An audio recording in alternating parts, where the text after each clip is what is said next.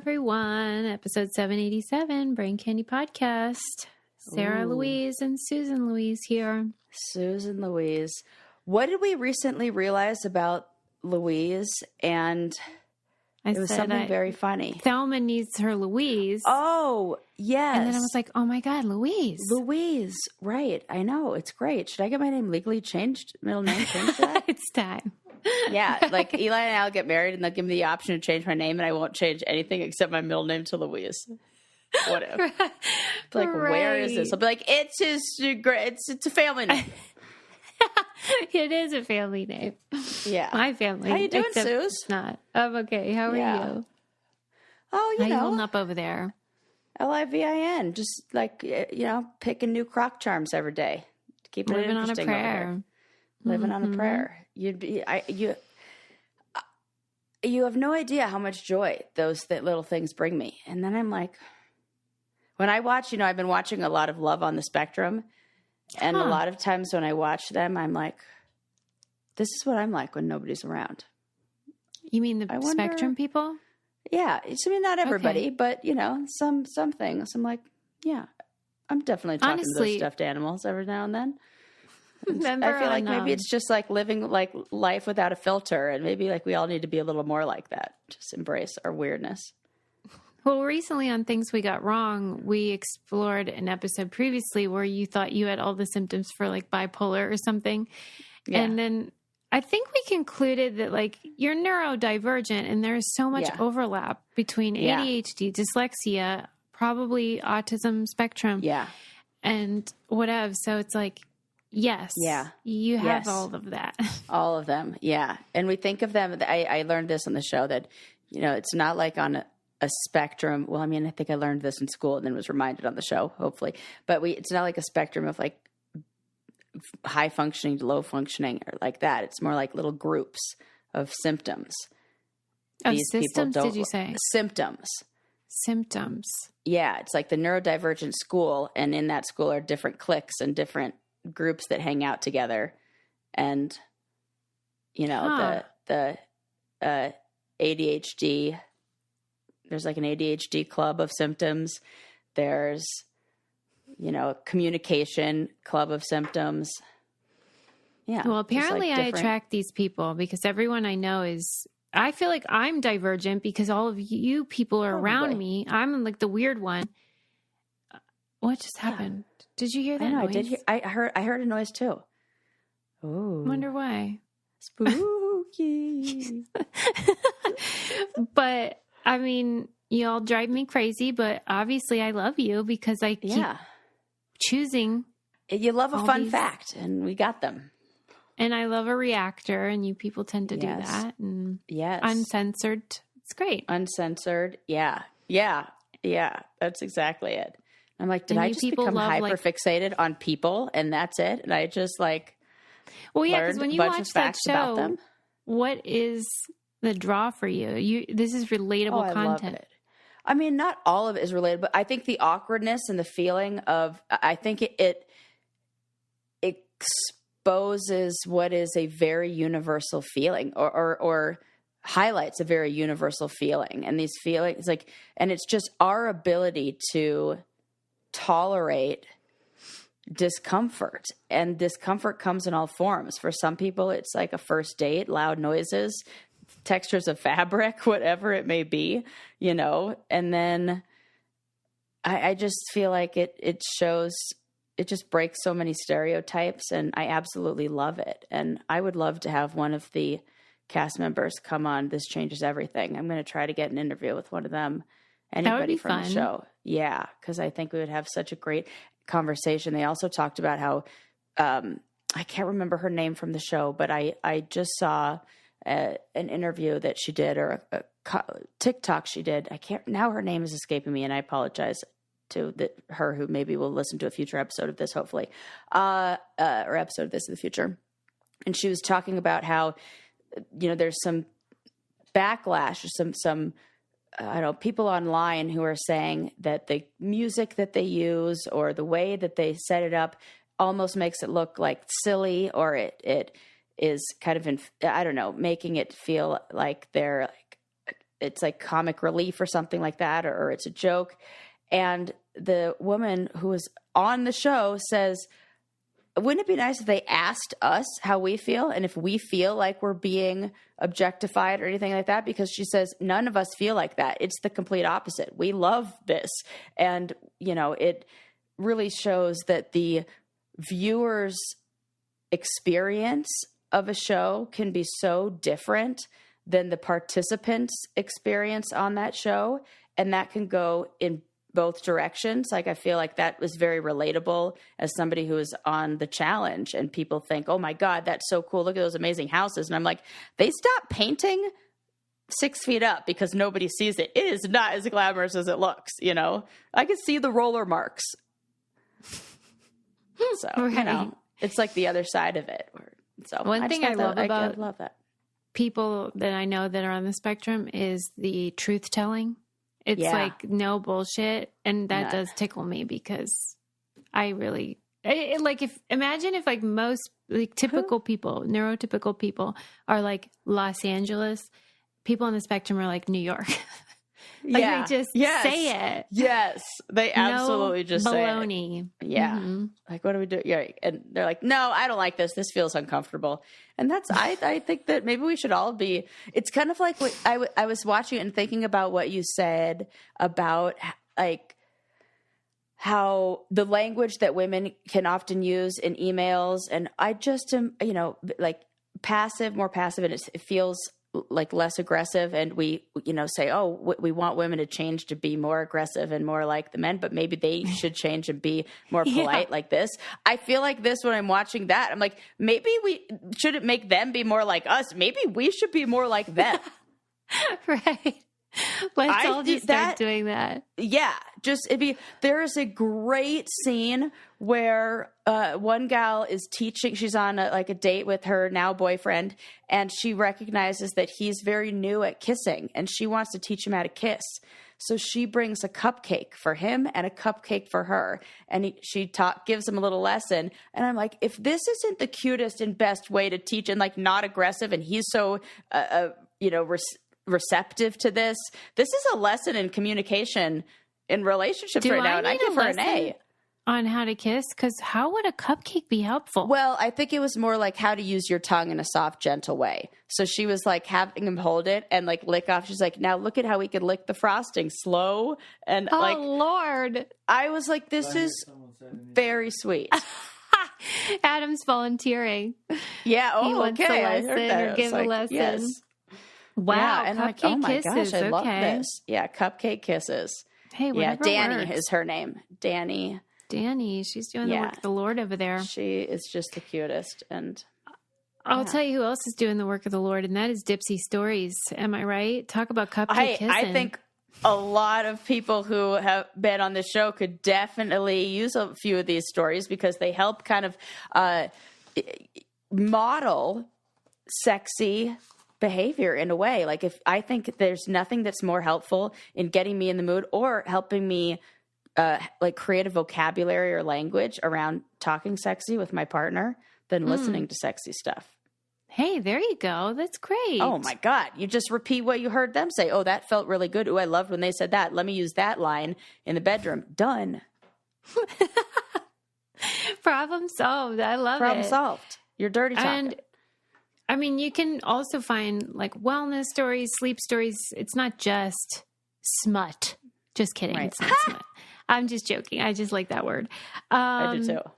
You know, if you want to get your motor running or handle your business on your own, this is steamy, hot and heavy, or just soothing and lovely. So you take the quiz and they'll tell you, we have an idea of what you're into, and here you go. For listeners of the show, Dipsy is offering an extended 30-day free trial when you go to dipsystories.com/braincandy. That's 30 days of full access for free when you go to dipseastories.com/braincandy, dipsystories.com/braincandy.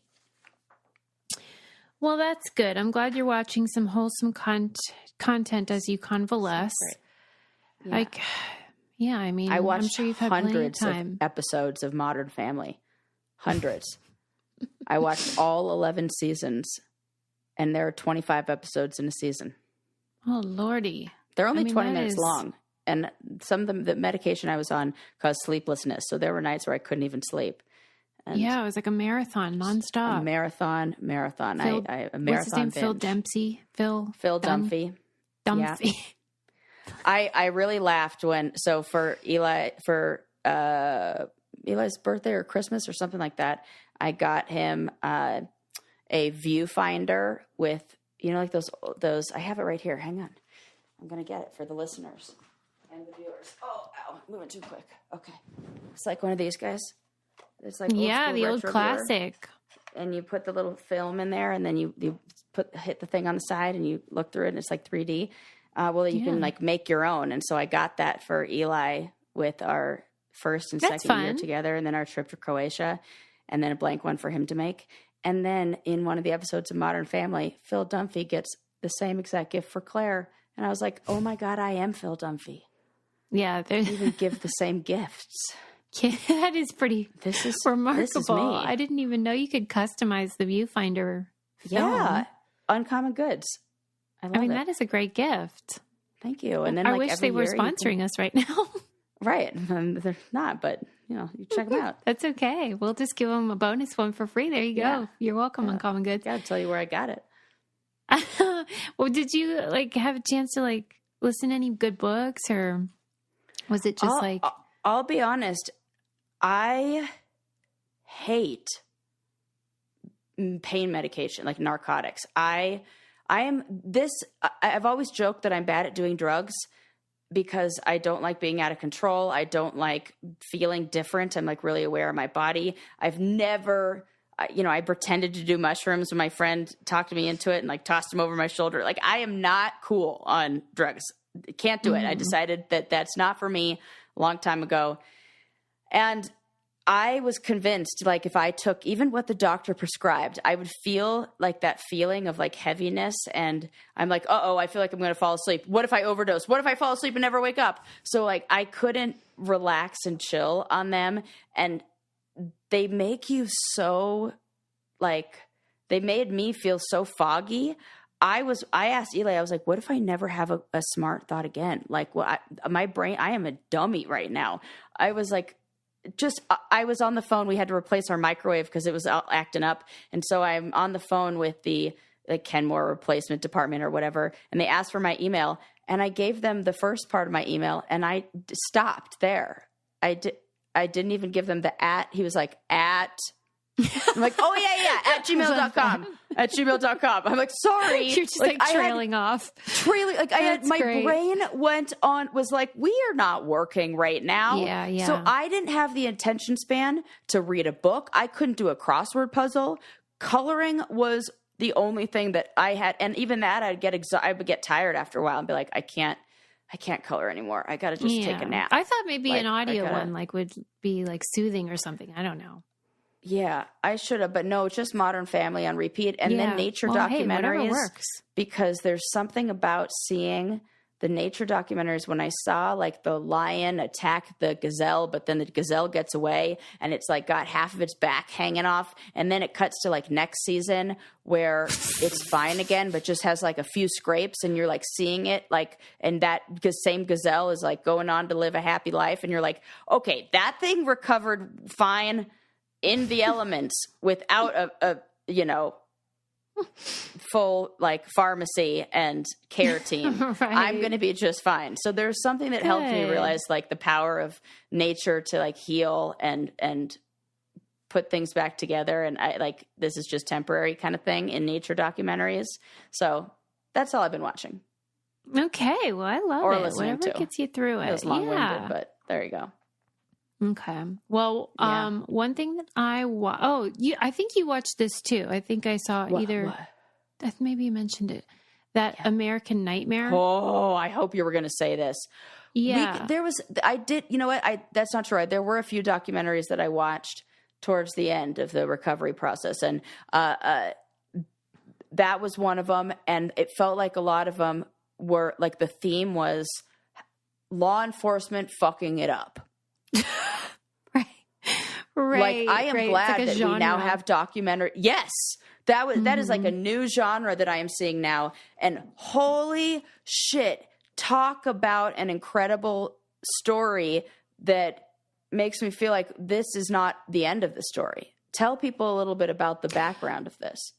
Yeah, this was on Netflix, and it was about a woman and a man who had survived like an abduction situation where they took the woman and they left the man, but he was like a hostage or whatever. And the thing was that this wasn't just about a law enforcement problem. This was about a media problem because the reporting of it, I had heard about this story and had heard that this woman had created a hoax and that she made the whole thing up. And that's where I thought it ended. So when I'm watching this documentary, I thought that's what the story was. So this was shocking to me because it was not a hoax. And so, well, let me ask you this, because you hear about what happened and then what's going on now. But in their defense, in like the law enforcement's defense, it was a very unusual abduction situation. Absolutely. It was very, well, I think one of the biggest problems that I think the law enforcement agencies or, departments will always mention is that there's not a lot of between, like town to town or city to city information sharing, like the data is there, but it's not on a centralized server or something like that is shared. And so,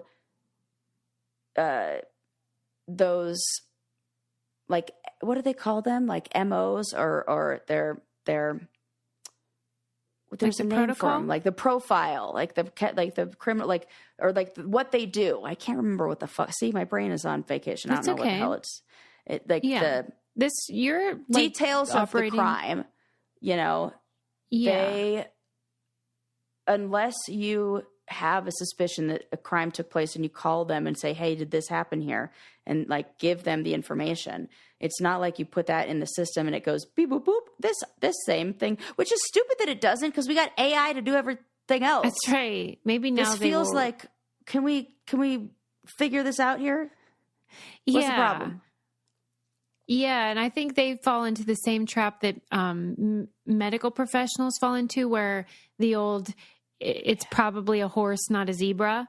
So like, her abduction was a zebra. Oh, it was a zebra. And the timing of it coming out, or this happening, and maybe it was inspired. I don't know if this inspired any of the actual abduction itself, but Gone Girl was really popular. Like, it just came out and everybody was talking about it. And the detective said, oh, well, this is just like a Gone Girl situation, a copycat of that. She's trying to do that. And the woman came walking back to her house, and that is so weird. Yeah. Like, it did seem like, what the devil is going on here? Abduction victims don't typically like meander up to their front porch. You're like, hey, I'm home. It made so much sense when she told the story. But I remember being on every side of the story in listening to that, I think they did such a good job in unfolding it, because I was like, oh my God, the liars. And then it was like, she's a liar. Then I'm like, they're liars. Oh my God, he's still out there. It was like a real roller coaster. Yeah, it was good though. I liked it. And I suppose because I was surprised by how it ended, but yeah, I would recommend that one. That was a good true crime doc, don't you think? Yeah. There was another one that I saw that I thought was really interesting, and I wouldn't have clicked on this if I weren't really bored and looking for stuff to watch. But there was a documentary on the Insane Clown Posse. Have you heard of these guys? Yeah, I know them. Right. I didn't know there was a documentary. Like, at first you're going to laugh. So they have been targets of the FBI for a long time, and people who say they are fighting the FBI in a free speech case, like the what is that organization that deals with like human rights organization for Human Rights Foundation or something like that, they are like backing them in this fight because they're saying if you wear they basically labeled them a gang. And why? Because they got a reputation for that. And it's one of those, yes, some people who listen to the Insane Clown Posse have done bad things, but that does not make every member or every fan of the Insane Clown Posse a criminal. And so, oh my God, police were targeting people who had these stickers on their car and pulling them over and treating them the same way they would treat somebody who had like gang affiliated tattoos or insignia or things like that. Well, and what are the band members like in the documentary? What do they seem like? Well, family guys. They're people who are aware that they are putting on an act and doing a show and there were a lot of things they said that I thought were really intelligent and smart. They talked about how sometimes you can feel really lonely, but you can connect to other people who feel lonely and feel like the outcasts. And that's kind of what they provide, is that place of connection for people who are maybe the outcasts. And they were really poor kids who said that they, in their friend group, worked together to make having nothing cool and almost like in their own way. And it was just like heartwarming in many ways. And you listen to his mom talk, like one of the lead singers, you listen to his mom talk, and his mom is like, oh yeah, I mean, they sing about weird stuff in some of their songs, but I support them. And it's like Stephen King writing horror films or horror books or something like that. Like he's a different, like, he's like, I don't know whatever his name is, that's his character. I know my son, and they are not the same person. And yeah, I guess I see. I do intellectually understand that. Yeah. I am so not into certain kinds of music, like hard, like death metal and stuff like that, which my brother loves. And I just, for years, I thought they must be faking. They can't genuinely like this music. Right. Like it must just be like they want to seem cool or something, because it sounds like noise to me. Yeah. Yeah. But if the way you're putting it is like the Stephen King stuff. Yeah. Okay. It is sort of like, can you quit acting like jackasses though? Because I promise you the FBI would get off your back. It's funny that you say that, because one of their biggest fans is Steve-O from Jackass. So he's been like a big... Right. Okay. It attracts a certain type. They recognize that. But that does not mean you need to be labeled as, like, you need to be a target of law enforcement. Yeah. And so it's like a free speech violation to not be able to, and they shut down concerts and shows, and Hot Topic used to sell their stuff, and they lost, like when you are on the FBI like list, that you lose. They got like blacklisted deals. Yeah, for sure. And I was like, wow, it felt the same way to me as when I watched the documentary on the woman who sued McDonald's for hot coffee. And on the surface, you're like, what? Come on, that's ridiculous. But then when you actually know the story and what's behind it, you're like, fuck, I'm on her side. Like, I'm on that. Yeah. Okay. Insane Clown Posse. Who knew? I'm totally in support. Right. Still, not for me, the music, but I believe in what they are doing and their right to do it. She believes in free speech, and so do I. And I believe in it for every language. And that is why I love Babbel, language learning. So you can have the freedom to speak in every language. And you know what? Sometimes things are more colorful, like cursing in Italian. That's so true. Yeah. That is so true. Or saying something beautiful in French. I also think if you have a partner whose first language is not English, or whose family speaks another language, learning the language of the person that you love and communicating with them in any way or saying is the most thoughtful thing. It's very romantic. Just a little tip out there for those of you who maybe are looking for the gift, perfect gift for someone. Yeah, and I just think we're big fans of lifetime learning. And so you might be done with school and you might think, I'm at max capacity. Well, there's always an opportunity to learn. And learning a language, it opens up the old noggin. It should I do that now? makes That's like a good idea. I mean, they say that it really enhances like your overall ability to learn by it. I don't know, like lights up part of the brain or something magic. I love this. Love it. But it's also really fun and it's useful.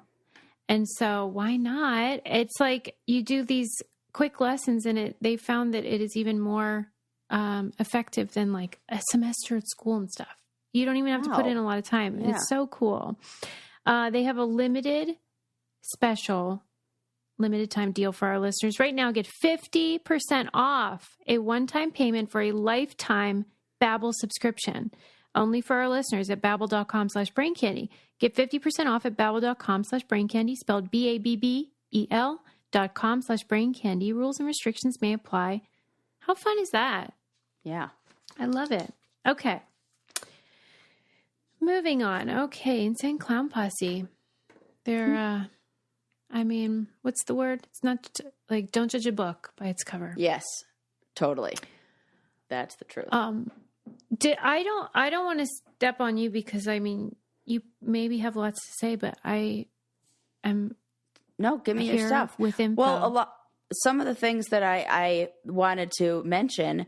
I know that you talked in the episode you did with Kelly about the documentary "We Are the World." And greatest night in if pop. that isn't a sign that this is your year to write the one-hit wonder. I don't know what is. They basically gave you a formula, which then inspired me. I'm like, okay, well, now I have notes. And I was like, here are some things that we have to think about for your one-hit wonder. So can we review some notes I have for this? Yeah, sure. I'm open. Okay, so I'm crowdsourcing one-hit wonder this. song. Yes. Here's what we have to do. We have to think of because I think getting people involved is going to be the $1 million move here. Like getting those one-hit wonder celebrities, artists. Yes. Getting those one-hit wonder artists involved. So we have to think of something that they can all get on board with and something that they like could translate into something that we can all get on board with. So like themes of like overcoming limited expectations, or what people's idea of who you are. Like we have to think of like a theme, you know. With We Are the World, everybody's like, yeah, I love saving starving children. Let's like do it. There are people dying. Well, I'm here. I'll sing about this. So we got to like get a theme that everybody will be like, yeah, I'm here with that. Okay. Yeah. All right. That would take. I would have to switch because originally I had said it can't be about anything. Like who let the dogs out. Okay. Right. Well, that's what I'm saying. I'm saying, like, if we want to get, after seeing this documentary, I was like, okay, that's how Lionel did it. That's how MJ did it. They were like, it's a do you blueprint. want to save the children? And you're like, yes. So you have to be like, do you want to help depressed people who are feeling disconnected from their identity or feeling like they're not alone? Yes. And not under that. Yeah. I want to do like post-COVID, like fighting like mental illness things, and something about like how high. It's not about how high you fly, but how long you soar or something. It feels very Top Gun-y and like Americana. People will get on board. I can just see it. Like okay, that's true. Okay, these were my thoughts. These are my thoughts. Yeah, I mean, he eliminated the barriers because he figured out how to get everybody in the room at the same time by like. Yeah. They were already right there at the AMAs. Great. It's so smart. I would say that night was halfway sponsored by cocaine. Let's be honest. Sarah, when it got to like 4 a.m, I would have been out of there. Yeah. Yeah. Are you kidding me? I'd be like, you know what, Stevie Wonder, you can it. And you're weird. Like, was he the one that suggested like Swahili? Yeah, and then it was like that's not even where they're from. It's like I see the intention versus impact. I did think there was a line that I thought was so great where somebody said Stevie Wonder could sing the phone book. Yeah. And I was like, that is so such a great compliment and such a great, I did like it, but come on, 4:00. And I remember my parents would never admit to it, but their friends, as soon as I became an adult, started talking more openly about what nights in the film industry were like back in the 80s and 90s. Yeah. The whole industry ran on cocaine. Wow. Come on. America runs on Duncan and the Hollywood runs on Yes, Hollywood runs cocaine. on cocaine. Yeah. I mean, but it's embarrassing that I didn't even think of that. I just thought, wow, they are dedicated. Please. And then as soon as I saw, they tried to say like, yeah, sure, that I can't remember who it was who had like a little too much wine and was really struggling with this part.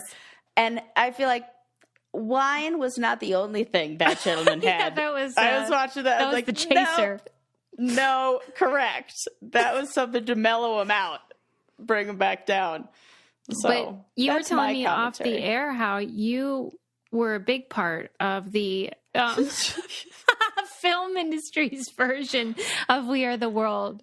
Yeah. So as I was watching, my parents were in the film industry. My dad was an art director. My mom was a wardrobe stylist. And one of the earlier jobs they did was it was 1991. And it was for the Gulf War in support of the troops. And this was like, I think in the We Are the World documentary, Afterglow. they talk about how this was like a theme, that this became something that was real popular for celebrities and musicians to kind of do, and they realized that they can like help like this. I don't know, but maybe it's because things became more like, I don't know, we could see these things more with media. The video and era. Now that, yes, is that before these were hidden away, and now they were, I don't know, in our face. So we're like, oh shit, we have to do something if we're making all this money. And so anyways, back to the story. So yeah, they did this video called Voices That Care that came with a tribute and with a song. And it's the actor version of this. So they had some musicians, Kenny G, Sheena Easton, who participated, and Celine Dion, you said. Celine Dion, yes. And then they to my surprise, Bobby Brown. To my surprise. You should have seen me. I'm sitting there. It's probably, I watched this solely, and I must have been like 3:00 in the morning. It was a night I could not sleep. I'm sitting there high as a kite on painkillers, I'm sure, watching this. And I'm like, wait a sec. That's Bobby Brown. Wait a minute. That means I've met Bobby Brown. I was so mad that you couldn't have been there in that moment of discovery with me to be like, oh my God. I was like out loud to nobody. Well, obviously, like, again, high on painkillers, prescribed people. And, so that was a real hoot to learn that I had already met him. And cause I remember this was a set that my mom was, talked all the time about how she took me to this set and how I was there when they did this, because there were so many actors there. She goes, oh yeah, you met this person, this person, this person. And my favorite part of the story though, is like, I think that you still might be high up on drugs, because you sent it to me and said, quote, I think it's better than We Are the World. It is. I think the decidedly song not. itself is. Then I listened to it and I was like, oh yeah, that's not. I took it. I rolled it back. That was my first thought. Yes, I was coloring. Yes, correct. I realized that when I was like, oh, I see why this is significantly. Why We Are the World is significantly better. It's so and the funny. solos and everything. Yeah.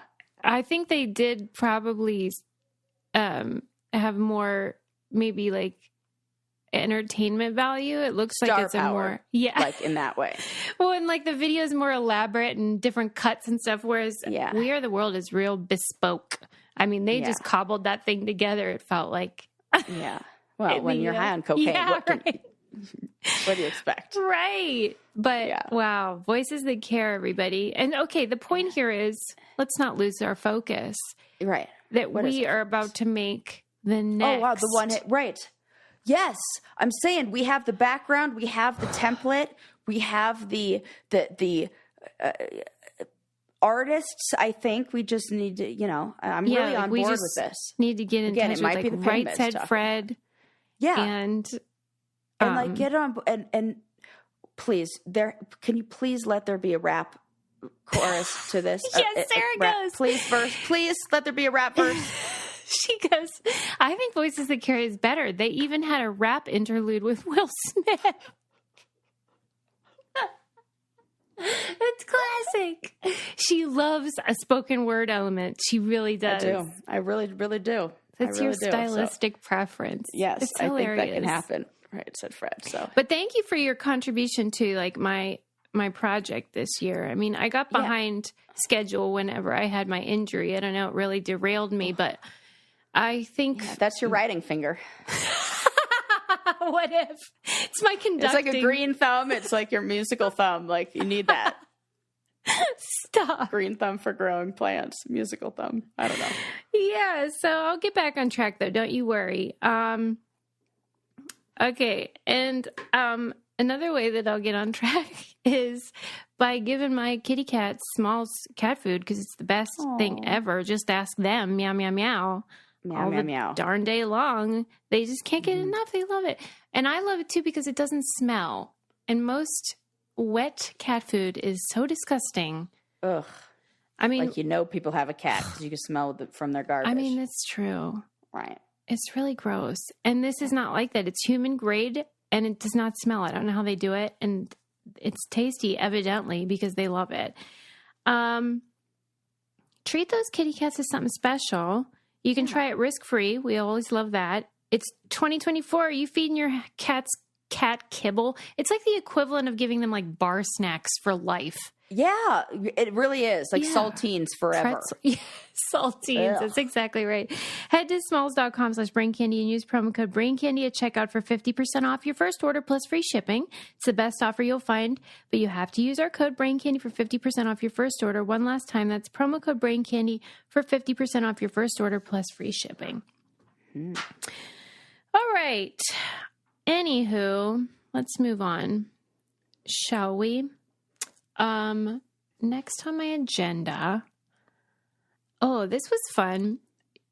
I don't know what, I guess it was Groundhog Day. There was this local news station that did I guess it was for Groundhog's Day, like a, experiment where the 2 weeks leading up to Groundhog Day, they had, did you see I saw it? This. I'm so glad you reminded, I saved this and things to talk about this, but I'm so glad you brought it up. Okay, so the deal was, if you didn't see it, was the first week they had the men wear the same outfit each day, the same suit and tie and all that. And then the next week they had the lady. But noticeable. Like, it's not like it was just you can argue men's clothes is less flashy. They had a bright red tie, something that you'd be a dummy to not recognize is going on.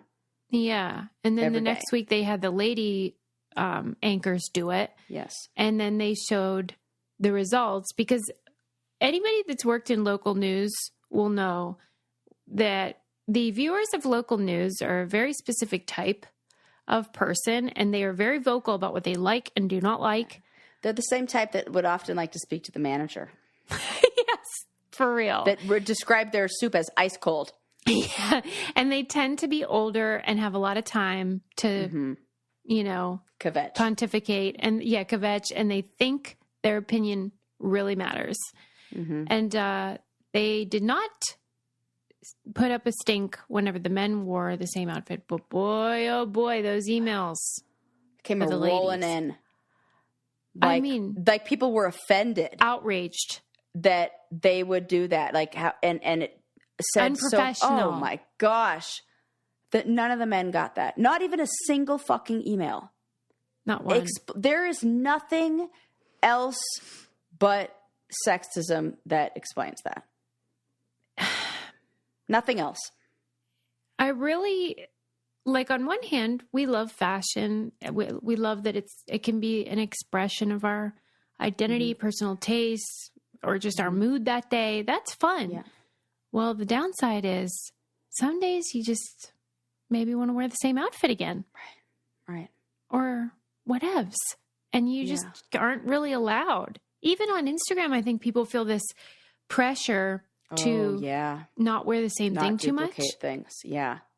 Under one of my pictures, some guy wrote, "I've already seen this outfit." Well, like I wear them more than once. Yeah, it's my clothes. In fact, when I watch a TV show and they show the actors in the same clothes, I think it's a brilliant move from the wardrobe department, because it's like makes it seem like they're actual people and relatable. Or it'll be like, well, because I've been watching Modern Family, the middle sister who wears her older sister's shirt in a future episode. I'm like, so fucking smart. Good job.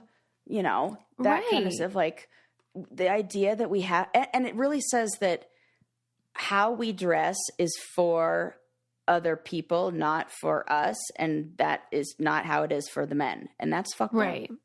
That's the thing. By us, I mean women. Yeah. Yeah. I mean, clothes are signal all kinds of things. Wealth, gender, lots of stuff. And that can be useful. But like, then you have Zuckerberg. Can you imagine if a female CEO wore a hoodie every day? Right. I mean, we would not take her seriously. Right. And even that Holmes lady, she tried to wear that turtleneck. Say. We still didn't take her seriously. We're like, nope, you can't do it. I think we did take her seriously. It's just we shouldn't have. Right. Maybe that's it. Oh, yeah. God, but I mean, funny. the uniform dressing is not permitted for most women on television. I feel like this would be another thing that falls into the category of, would you criticize Dwayne "The Rock" Johnson for this? And the answer would be no. You'd just be like, there's probably a reason why he's doing that. We're just going to trust that he's...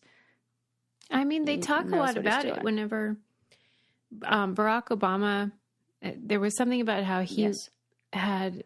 He had a person who chose his clothes every day because he recognized that the human brain can only make so many decisions. And he wanted to save those decisions for actual important matters. So he had outsourced decision-making of things that didn't necessarily and everyone was like, him. wow, what a guy. But imagine if Michelle did that. Oh, they'd be like, what? She can't dress herself? Well, and like if she wore the same stuff all the time, you know, whatever. It's just a different set of rules. Oh, yeah. Yeah. Please, we see that with the royal family, too. Oh, my gosh, right? Please. Yeah. Nobody's like, what did Prince Charles wear? Like, who the fuck cares? King Charles. Right. There's a good and bad to it. Right. Okay, so that was that. Yeah. God bless. I would love to hear what our listeners think that represents or means. Like what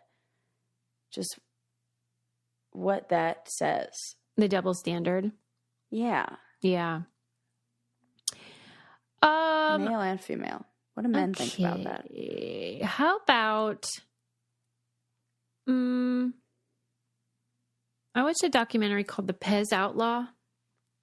Like Pez dispensers? Yeah, Pez dispensers. Wait, was this about I think I saw this. How do you not about the know? Guy who made his own version of the Pez dispensers and then because there's like only one place that manufactures them. This is so funny though. Were you ringing like a bell, falling asleep when you watched it though? Yeah, and why didn't we talk about this? Tell me more. It's so funny. Okay, so the Pez Outlaw, this was recommended to me by many brainiacs. That's how I knew I had to watch it, because they were really like insistent that I needed to watch it. And they were right, as they always are. It was on Netflix. And this is another fellow who's neurodivergent. He has OCD and bipolar, and he has a real long like ZZ Top style beard. And he always has to hold a paper towel in his hand. It's like one of his comfort whatevers. And he was just like a machinist, and he's a regular guy. And then but his OCD made it so that he collected things. So he collects cereal boxes. Yeah. Is this ringing a bell? Yeah. Because the image of I remember some of the Pez ones that he made, like the guy with the big cheeks. I'm like that. Yep, I remember this. Yeah, Bubble Boy. I love this. Yes. Yeah, so he collected cereal boxes, and I just was so tickled by how he did it, because he would like deconstruct the box and like lay it flat and file it away in a file. I love that. I file was all organized. Neat and tidy. Yeah, he had them like, and the more was on the box, he loved it. And he says, you know how like on his cereal box, whenever you can mail away and get something back, that it'll say like limit 1 per household. He was like, that's because of me. Because he was like sending in like 50,000 of these things. But I guess that's how he was introduced to the world of Pez, because I'm sure there was some sort of giveaway or something. Yeah. And that he had discovered that these are valuable because a lot of people collect Pez dispensers. Mm-hmm. And then that took him on this journey of becoming the Pez Outlaw, where he would go to the factory in Europe and basically smuggle in these ones that are not legal in the U.S. They don't have the licensing for in the U.S. And it's like, on one hand, it's just a silly documentary because it does a lot of recreations that are tongue-in-cheek and very like comical and whatever. But I really, the more I watched it, the more I got into the substance stuff of it, because he becomes a rival to the Pez USA CEO. And this guy. And kind of outsmarts him. Yeah, he totally does. And I just love that. I love that he's like, that is using your powers for good in a way. I just like it. Yeah, because he was fighting, he was being greedy. You know, he wanted to make a buck, for sure. Yeah. But then the other guy that's trying to make a buck hates him for it. Yeah. And that's such a fascinating thing where they genuinely believe that he is the enemy just because he's doing what they're doing. And in a way, actually driving up Pez, of course, sales and attention and demand and all this stuff. So it's like, why are you going after the same person who's really helping you? And yeah. I did want to talk to you about the idea, though, because I recommend the film. I think everyone would enjoy it. It's fun and it's interesting. But they touch on, of course, the idea of collecting. Yeah. And, you know, there is a component of like, it's sort of illogical. Yes, totally. And it is there's a gene for it.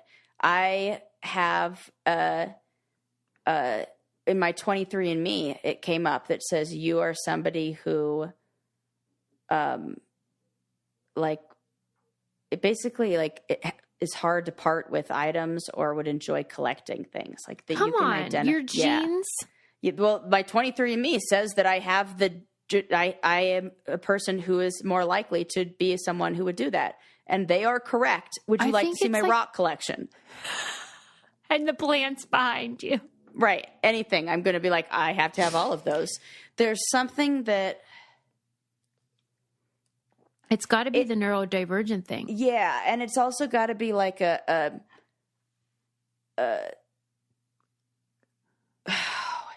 recognition. Your brain says, I need this, but then it doesn't turn off and say, I have enough of this in a way.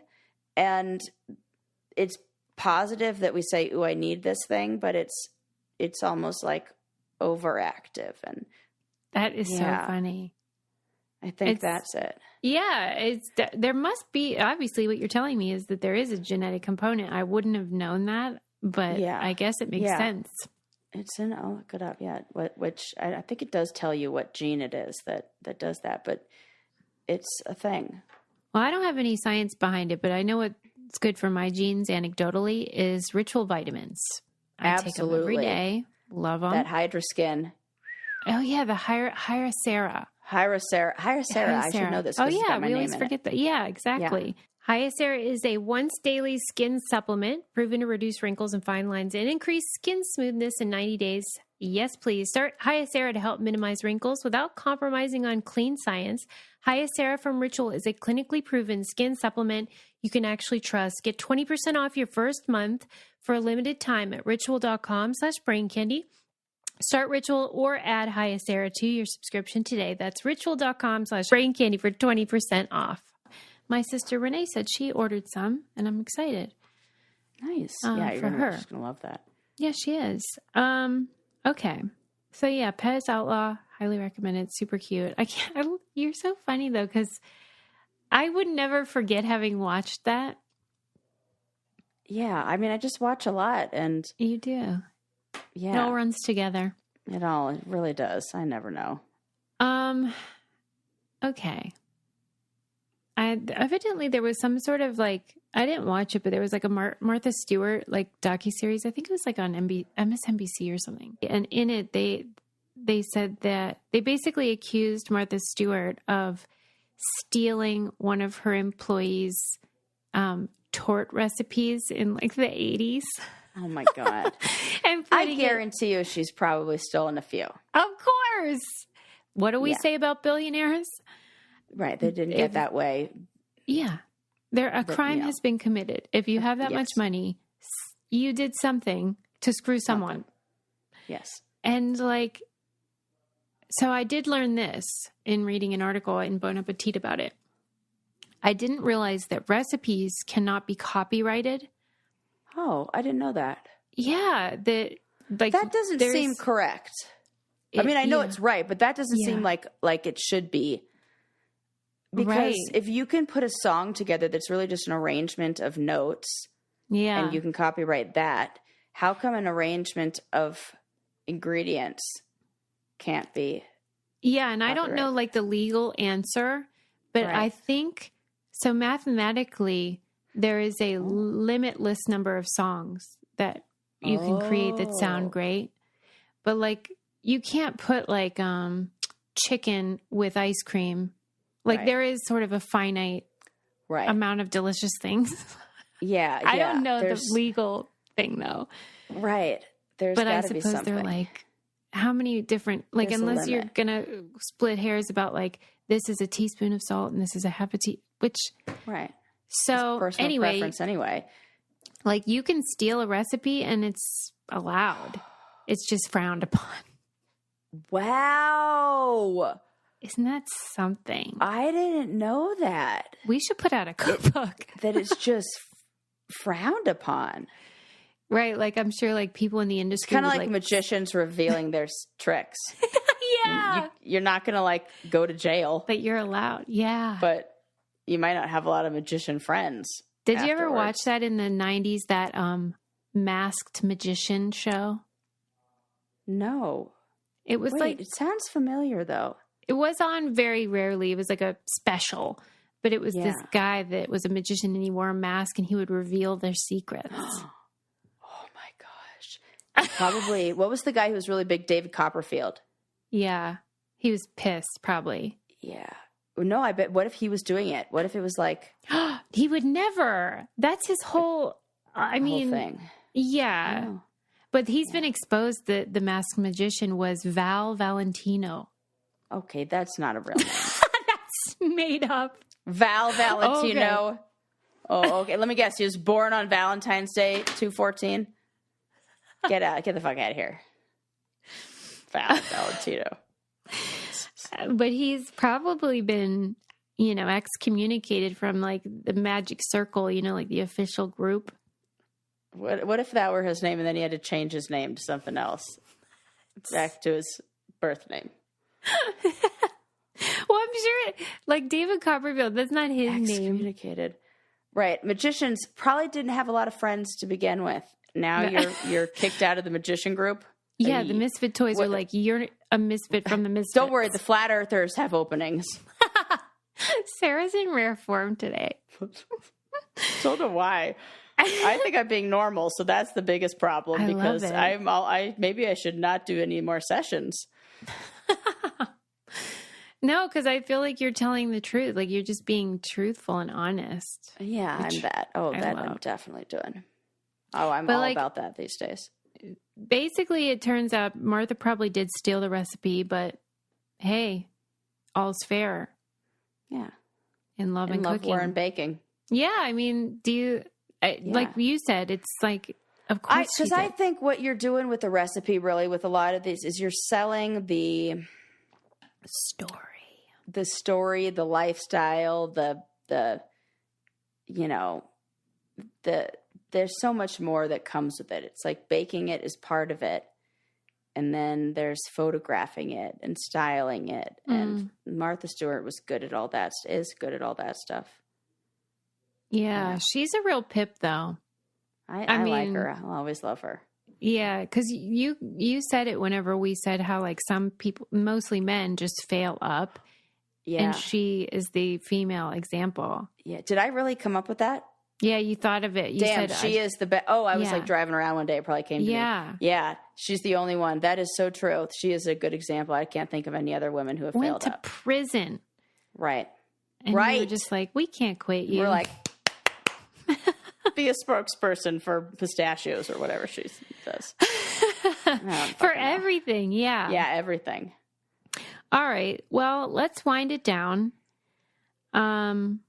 We did a lot of documentary stuff. American Nightmare, Insane Clown Posse. What was that one called? Do you remember? I don't know, but I feel like there aren't a lot of Insane Clown Posse documentaries, so it might be an easy find. You know what I thought that the We Are the World documentary did not acknowledge or explain enough? What? And that is the presence of Dan Aykroyd. One person, Susie, I watched it twice because I was like, they have to mention it. So I thought maybe I fell asleep or something through it. I rewound it and watched it from a part where I'm like, well, he wasn't here before that. One person mentioned it and then nobody else did. So I looked it up. The lady was like, yeah, I really wanted Dan Aykroyd. Yeah. And I'm like, what happened? So he was there picking up, his manager shared an office with the building that all went down in. And he was there picking up like a check or picking something up. Oh, for Pete's sake. And they were like, hey, you want to just join us? And he just popped in and that was it. He just happened to be there that day. That's really the extent of it. Well, he's a real trooper then if he stayed that whole time because cocaine will help, Susie. Oh yeah, okay, I'm going to go hang out in the room where they have all the drugs. Okay, I see. I'm sorry, but I'm going to go ahead and peel back the white curtain here. And do you think they were all high? On the book chug. Oh my gosh. Wow, this is quite the indictment. I think a lot of them were. I don't think everybody, because not everybody is doing, but I think that nobody understood at that time. It was, I think, more commonplace. Like we didn't understand the, like, I don't know, addictive, like we did, but not really. Do you think Lionel was on it? Yes. Get out of town. I think Lionel would admit Lionel was on it. Okay. He didn't mention that in his retelling. I don't think they did. I just like I could get in so much. Could I get in trouble for this? No, I don't know. No, I feel like you don't know that it's a lie. Allegedly. So it's not defamation. Just allegedly. Yeah, allegedly. I just think that. Because what else could it be? Just high on music? I doubt it. It's not that good of a song. Yeah. And didn't like Lionel Richie say he like went home like right around then he had his baby, and is that Nicole Richie he's talking about? I didn't remember him saying that.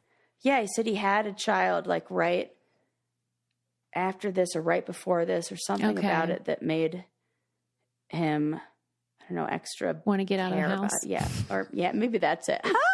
That's funny. Yes. Okay. And then Pez Outlaw, super fun. Local news exposing Richie, who was outright addicted to. Oh no, that's her. They gave me his daughter who talked about struggling. Nicole Richie, who's talked about struggling with addiction of heroin and cocaine. The whole Richie family's going down today in this episode. So nobody's safe. Some people say that Lionel Richie was on coke when he wrote the song All Night Long, and that might be what the song is about. Oh my God. Wow. He's not doing himself any favors with that one. All night long. I mean, that makes sense. The song is so good. God, that music is good. Yeah, he's really talented. He's so talented. High or not. Yeah, I mean, listen, I'm like, did you, we're going to have to talk about, I know we're winding it down, but I'll talk about this in the next episode. Sarah's winding up. I know. We'll talk about the next one. All right. You'll just have to wait. Cliffhanger. Yeah. We'll see you next time, everybody. Thanks for using our codes and all that jazz. We love you. Bye. Bye.